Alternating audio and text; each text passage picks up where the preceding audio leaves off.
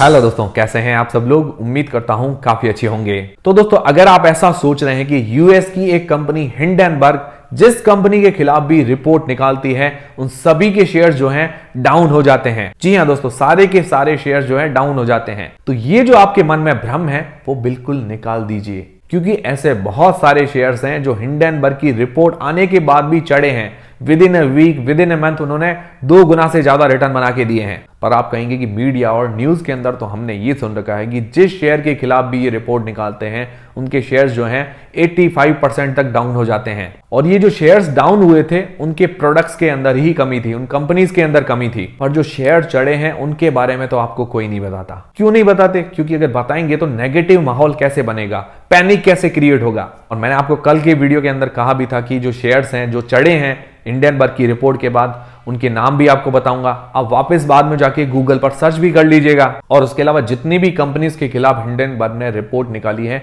उसमें से maximum small cap companies है, मतलब छोटी सी कंपनी है। स्मॉल कैप कंपनीज में हमेशा रिस्क रहता ही है। और उन्होंने टेस्ला के शेयर को भी शॉर्ट करने के लिए बोला था, मतलब शॉर्ट सेल कर दीजिए। पर टेस्ला का जो शेयर है दुगने से ज्यादा हो गया। तो टेस्ला जैसी कंपनीज को तो ये गिरा नहीं पाए, पर कुछ स्मॉल कैप कंपनीज को गिराया जिनके प्रोडक्ट्स के अंदर खामी थी। इसके कारण क्या है कि थोड़ी ये चर्चा के अंदर आ गई। और यूं ही नहीं, कोई यूएस डिपार्टमेंट ऑफ जस्टिस इसके खिलाफ जांच कर रहा है, क्योंकि ये किसी भी शेयर की रिपोर्ट निकालती है उससे पहले क्या है कि जो अपना ट्रेडर्स ग्रुप है उनको भी ये शेयर करती है। और उसके अलावा ये उसके अंदर शॉर्ट पोजीशन बनाती है पहले, और उसके अलावा जो उसके ट्रेडर्स ग्रुप है वो भी शॉर्ट पोजीशन बनाते हैं। जैसे ही उसके बाद रिपोर्ट आती है लोगों के अंदर पैनिक क्रिएट होता है और लोग उसके बाद सेल करना शुरू कर देते हैं। जैसे ही सेल करते हैं तो इनको बहुत बड़ा बेनिफिट मिलता है। और उसके अलावा जो ट्रेडर्स ट्रेडिंग करते हैं इनकी रिपोर्ट देख के उनसे कमीशन मिलता है, वो अलग। तो इसीलिए यूएस डिपार्टमेंट ऑफ जस्टिस, मतलब अमेरिका में भी इसकी जांच हो रही है। तो मैं ये नहीं कह रहा, ना मैं अदानी का पक्ष ले रहा हूं ना मैं हिंडनबर्ग का पक्ष ले रहा हूं। मैं सिर्फ ये कह रहा हूं कि कोई भी अननोन कंपनी आके आपके शेयर्स के बारे में या आपके देश की कोई भी कंपनीज के बारे में कुछ भी बोल दे तो आंख बंद करके भरोसा मत कीजिए। इससे क्या है कि आपको ही नुकसान होगा। और जिन्होंने भी शॉर्ट सेल की पोजीशन बनाई है और फिर लोगों ने डर के मारे सेल भी किए हैं, तो नुकसान ज्यादातर किसको होता है? रिटेलर्स को होता है। और मैं ये नहीं कह रहा कि अदानी सही है। ये जो रिपोर्ट है ये बाद में इनका सब खुलासा हो जाएगा, मतलब कौन सही है कौन गलत है ये हमें बाद में पता चलेगा। और मैंने आपको शुरुआत के अंदर भी कहा कि अभी अदानी के शेयर से अभी दूरी बना के रखिए जब तक सारी चीजें क्लियर नहीं हो जाती।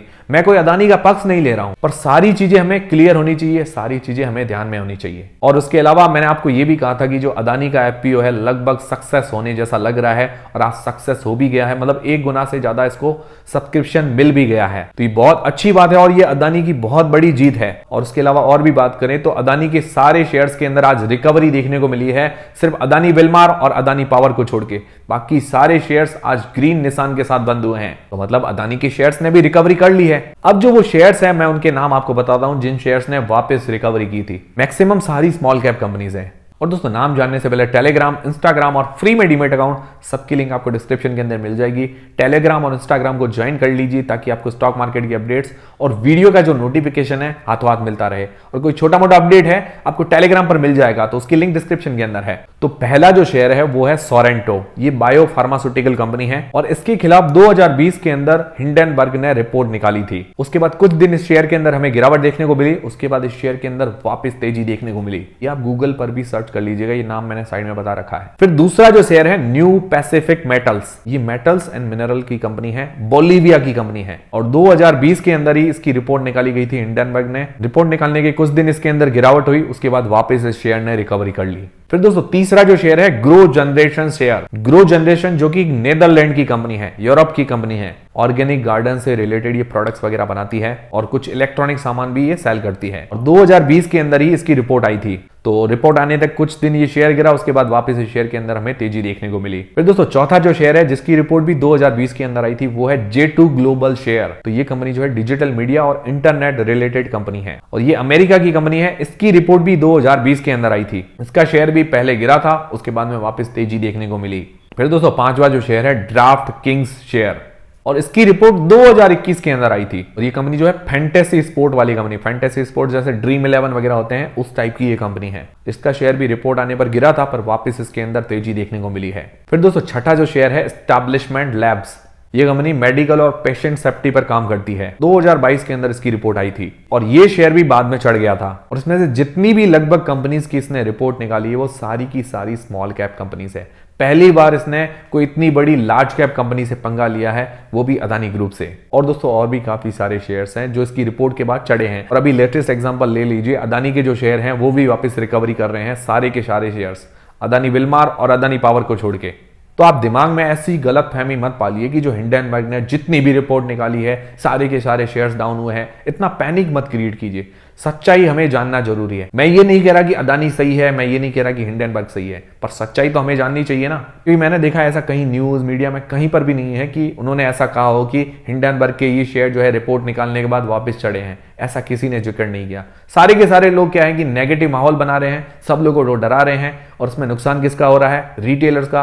रिटेलर्स क्या है कि जो शेयर्स लिए हुए हैं, उन्होंने लंबे समय के लिए इन्वेस्ट करने के लिए लिए गए हैं, वो सारे के सारे सेल करके भाग रहे हैं। और जो अगर सेल करते हैं उसके बाद जो ट्रेडर्स हैं जिन्होंने शॉर्ट पोजीशन बनाई है उनको फायदा हो रहा है। और बाकी जो रिजल्ट है वो आएगा तब आएगा। पर हमें क्या है कि कोई भी अननोन विदेशी कंपनी आके कुछ भी ऐसी न्यूज दे दे तो उससे पैनिक नहीं होना चाहिए, उसकी पूरी जांच हमें भी करनी चाहिए। और ये जो शेयर मैंने बताया, आप भी गूगल पर जाकर सर्च कीजिए कि इनके शेयर्स के अंदर वापस तेजी देखने को मिली और इन कंपनीज ने भी वापस एक्शन लिया है हिंडनबर्ग के खिलाफ। और जल्दी ही ये सारी चीजें क्लियर होगी, क्योंकि ये शॉर्ट सेल करके अपना प्रॉफिट कमाता है और कमीशन खाता है। तो ये सारी चीजें अभी यूएस के अंदर भी इसके खिलाफ जांच चल रही है, ये सारी चीजें भी सामने आ जाएगी जल्दी ही।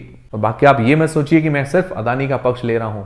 और बाकी देखिए दोस्तों, अदानी का जो एफपीओ है वो भी अब लगभग सक्सेस हो चुका है। और एफपीओ के बारे में थोड़ी ही देर के अंदर आपको जानकारी दूंगा, उसके अंदर सारी जानकारी आपको मिल जाएगी। आगे एफपीओ के अंदर क्या होगा, लिस्टिंग वगैरह कैसी होगी, तो सारी जानकारी उसके अंदर आपको मिल जाएगी। और ये फुल्ली सब्सक्राइब हो चुका है। तो दोस्तों ये थे शेयर जो हिंडनबर्ग की रिपोर्ट के बाद भी चढ़े हैं। और भी काफी सारे शेयर्स हैं, अगर आप सर्च करेंगे गूगल पर तो आपको मिल जाएंगे। और दोस्तों हमारा वीडियो, हमारी जानकारी अगर आपको पसंद आई है तो वीडियो को एक लाइक जरूर करें, इससे हमें काफी मोटिवेशन मिलता है ऐसे जानकारी रिलेटेड वीडियोस बनाने का। उम्मीद करता हूं हमारा वीडियो, हमारी जानकारी पसंद आई हुई। तो टेलीग्राम, इंस्टाग्राम और फ्री में डीमेट अकाउंट सबकी लिंक डिस्क्रिप्शन के अंदर है। मिलते हैं दोस्तों अगले वीडियो के अंदर।